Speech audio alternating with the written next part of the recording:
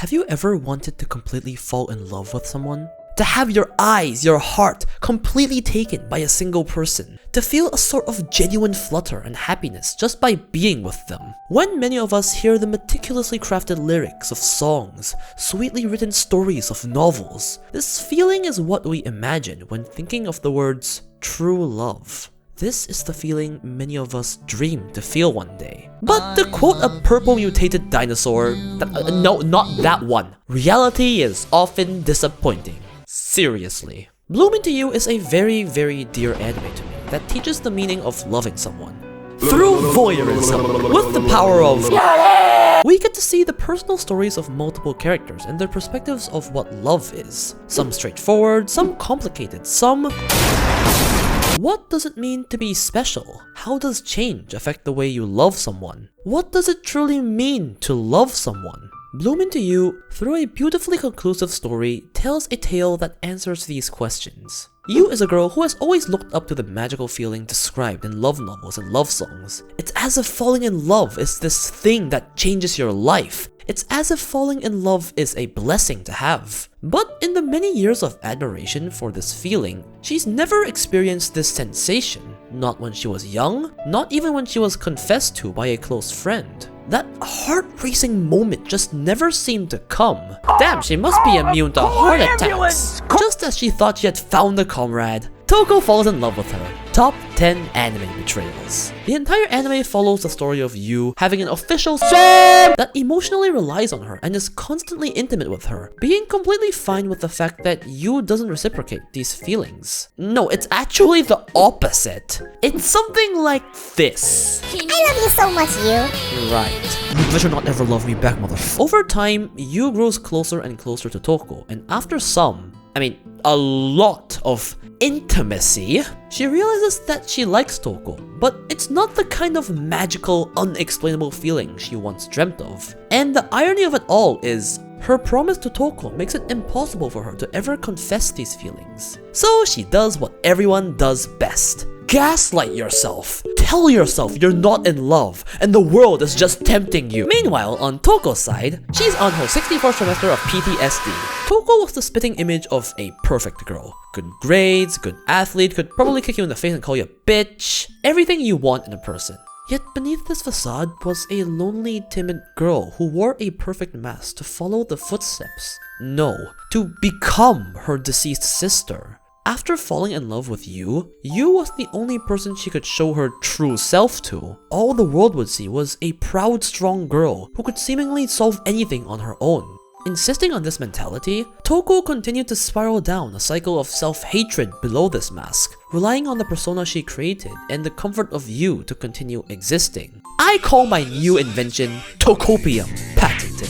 Now that you have a basic understanding of the main characters other than you are gay, by completely spoiling your ass, I'd like to go into what I think are the two main themes of this story. Special and change. Yes, I'm going to sound like a 50-year-old philosophical asshole, please bear with me. What does it mean to be special? If you want to go by the Oxford Dictionary, then 1. Better, greater, or otherwise different from what is usual. 2. Belonging specifically to a particular person or place. This is why we shouldn't trust Oxford, it only brings suffering. In the eyes of Toko, being special was simply the idea of standing out, being better than everyone else. The ability to look at the struggling peasants and say, skill issue. This is the kind of special Toko had imprinted in her mind ever since she was a child. Perhaps because she saw her sister as special. She desperately clung onto this kind of special because to Toko, this was her identity, a replacement to her sister. Because of her upbringing, the pressure exerted onto her by the adults, the line "live for meals part 2", this was the only identity she could carve out for herself. After all, she hated herself. Why would she be herself? She was a no one. The only identity she could accept having was her sister's. Yet deep inside, in a way completely hypocritical to the path she had chosen, she needed a clutch, a bandage, something for her to hold on to that slight bit of herself, which is why Yu was special to her. A person who could seemingly not fall in love with anyone, a person's feelings in stasis, stability if you will. Yu was someone who could give her all the support she needed without her fear of change that comes with love. Yu's inability to fall in love was precisely what made her special to Toko, unlike all the other people who saw the mask as special and fell in love with the mask and not her. What you may be able to observe here is, Toko starts with this extremely superficial definition of special that focuses on a single quality of a person, a model student like Mio, an unchanging feeling like Yu. These were the singular qualities of certain individuals that made Toko feel like they were special. But as the story goes on, both Yu and Sayaka are able to break down and dispute this definition Toko had constructed in her mind this entire time. Through the stage play, Toko learns that it's okay to be herself. She doesn't need to chase this special because none of her friends or her crush, or to a certain extent herself, even knew the original owner of this mask in the first place. None of them knew Mio. They only knew Nanami Toko, and that was what made her special. The person Nanami Toko doesn't exist. The person Nanami Toko doesn't exist because she likes you, but because she is herself. And that in itself is special. This is the journey of Toko discovering what it means to be special. Not one specific quality of a person, but all the small things that add up to make an individual unique the way they are. So what I'm really trying to say is, being a weeb is part of what makes you and I special. So is eating cement. On the opposite hand, Yu's journey of discovering the definition of special was completely different. This entire time, Yu had been looking for a special person, a special feeling that would come down on her, like an unexpected rock on a random kid's head. To Yu, special was an emotional thing. It was supposed to be a magical, unexplainable feeling of wonder. What drug dealers tell you cocaine feels like? Without understanding what this feeling should be like, she kept chasing it. She complied with whatever Toko wanted because she wanted to understand love, this special feeling. Yet, before she knew it, she had already been feeling what she had wanted to this entire time. By the time she whited out giving Toko the 1,000-mile love stare of an angsty high schooler, she had already known the feeling. Her special feeling wasn't a switch that could just be flicked on, turned from 0 to 100 within a second, but instead a gradually growing thing over time. All the time she had spent with Toko, all the time she had helped, known, understood Toko, all of these are what budded, grew the seeds of love in her heart. All of these choices of her very own volition is what finally led Yu to understand this special feeling, what it means to have a special someone. Yu's special wasn't an explosive nuke, but instead global warming. Okay, what I meant was, Yu's special wasn't the magical Prince Charming coming down from the sky that she once imagined, but a choice she made. She chose to be by Toko's side. She chose to help Toko change. She chose to save Toko. All of these choices led to her choosing to find her special. A special person she decided to stand by and love no matter what. Yu's special wasn't the irrational emotion she once thought it was, but instead a person she chose to make special to herself. I think it's amazing that though Yu and Toko took completely different paths to the meaning of special, the final message seems to align. Through her trauma, Toko thought this entire time that the reason she fell in love with Yu was her unchanging nature. The fact that Yu couldn't fall in love with anyone gave her peace of mind from the changing nature of humans because this changing nature is what made her fear love. Yet, ironically, even after Yu had fallen in love with her, her feelings towards Yu hadn't changed a bit. This entire time, the Yu she loved wasn't an unchanging robot, but the person Yu. Her height, her soft side, her voice, everything that makes Yu what Yu is. That is the person Toko fell in love with.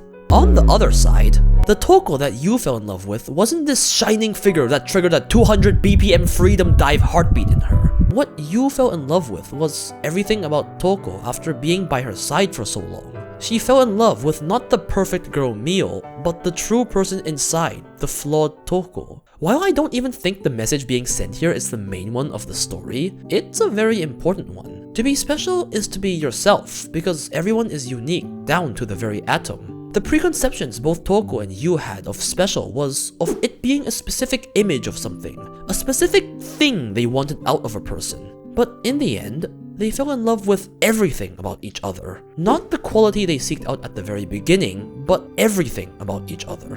When someone falls in love with you, everything about you becomes special to them. Perhaps your unique voice, your strong personality, hell, your obsession with 2 gay girls. Every minor habit, minor detail that builds you up to what you are is what makes you special to someone. Because that is the person they fell in love with. That very special you. And finding this special is true love. So now that you've heard this degenerate weeb tell you the theoretical meaning of love using waifus as scientific evidence, you get to hear part 2 of degenerate weeb philosophy. Change.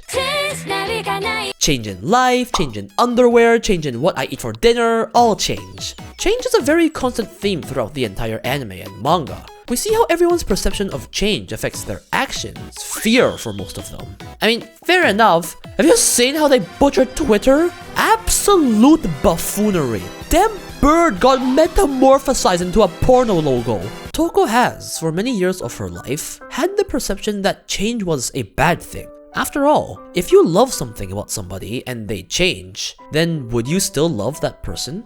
If you love a person's voice and they have a sore throat, do you not love them anymore until they chug manuka honey?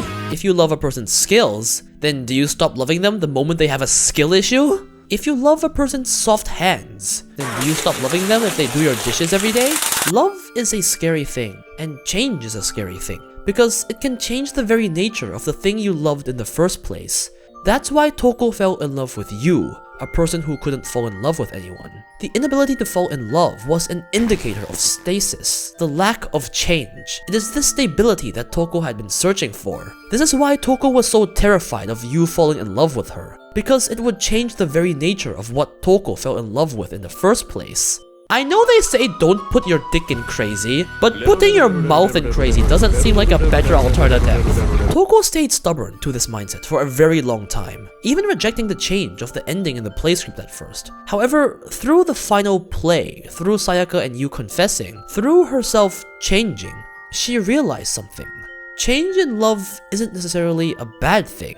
Because she had finally found her own identity, Toko realized that she still loves you after all the changes. Even though what she fell in love with in the first place was completely gone, her feelings were unchanging, strong as ever. And so Toko realized, what she loved all this time wasn't an unchanging you, but the special you. Everything of what you was. All this time, she'd only been focusing on that singular quality she fell in love with at first because she was so scared of change. She didn't even realize all the other things about you she fell in love with. And so, even if you continues to change, what makes you special to Toko doesn't. Because the person she fell in love with is the person inside. Very ironically, you had the complete opposite problem. Because of her inability to fall in love, you wanted to change. She wanted to learn how to fall in love. Throughout the anime, we keep seeing you be jealous of Toko's reactions, jealous of the fact that Toko could feel the heart-racing love she'd always dreamt of feeling. But over time, after so many experiences with Toko, happy or sad, sus or unsus, what you realized was the opposite of Toko. Change didn't have to be an instantaneous thing. Change can be a slowly growing bud that hits you months, years after the bud has sprouted. Change is something constantly going on within us, whether we realize it or not. It's not something we can force in a moment's notice sometimes, but gradually walk in the direction of. An alcoholic doesn't randomly stop drinking one day without looking back once. A basketball player doesn't decide to get good one day and join the NBA. And Yu doesn't fall in love in one day because she wants to. It's her active effort to change, to be by Toko's side this entire time, that Yu has gradually and successfully changed in the way she wanted to the extent of not even wanting to admit it to herself, to not hurt Toko, to not hurt herself because of her fear of rejection. She's quite literally grown so infatuated with Toko that she gaslit herself to satisfy what Toko wanted in her. If that's not true love, I don't know what is, man. There aren't many people in the world that could gaslight me into thinking low-quality mic scream singing isn't peak content.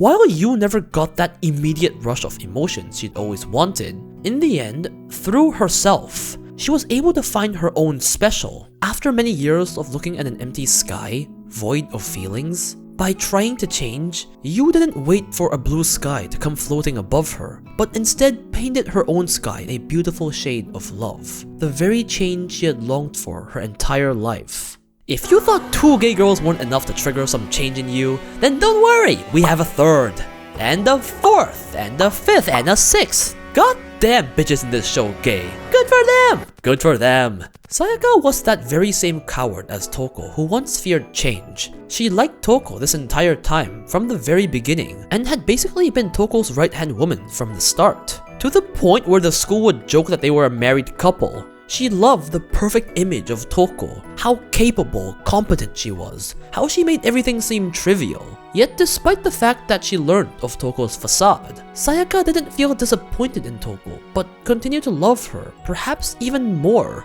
Even earlier than Toko, she realized that change doesn't make you fall out of love with a person. But even though she knew this, even though she loved Toko, she didn't do anything. She told herself she would confess if Toko dropped the act. She left things as they were because she was afraid of making the change herself. This, I think, is the very reason Yu was chosen to be with Toko instead of Sayaka. In the end, Yu was the one who actively made the move to change the play script, to change Toko. Sayaka was thematically always behind Yu in this aspect. Yes, she followed, but keyword being followed. Sayaka was too scared to change Toko for the better with her own 2 hands and instead waited for it. Both Sayaka and Toko feared change, while Yu wanted change. That's why Yu was what Toko needed to find her own identity. Yu gave Toko the change she needed before Sayaka, and Sayaka understood this. However, in the end, after Toko had accepted herself, Sayaka was the one that gave Toko the push she needed. Sayaka had also understood not to fear change. I think this line says everything about the lesson Toko needed to learn and is one of my favorite quotes in all anime and manga. You know, love doesn't mean I never want you to change.